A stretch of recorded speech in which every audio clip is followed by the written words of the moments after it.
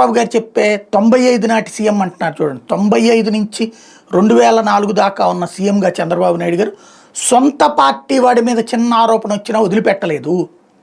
ఇవాళ పవన్ కళ్యాణ్ చేస్తున్నాడు చూడండి. వాళ్ళ మీద ఏదైనా ఆరోపణ రాగానే ఇమ్మీడియట్ యాక్షను, సస్పెన్షను, వాళ్ళ మీద విచారణ అనేటటువంటిది.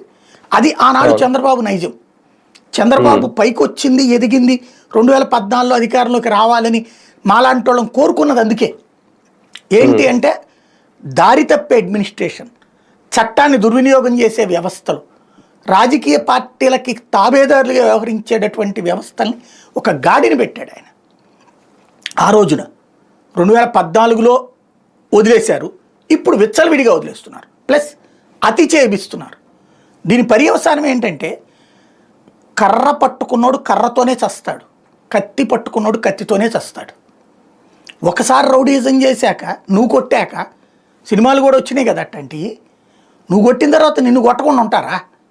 ఎన్ని రోజులు భయపెడతావు సమాజాన్ని? అందులో ఇదివరకటి రోజుల్లో ఏంటంటే రౌడీ అన్నటువంటి వాడికి ప్రభుత్వాలు భయపడుతూ ఉండేది, పోలీస్ యంత్రాంగం భయపడుతుండేది. ఇప్పుడు ఏం చేస్తున్నారు?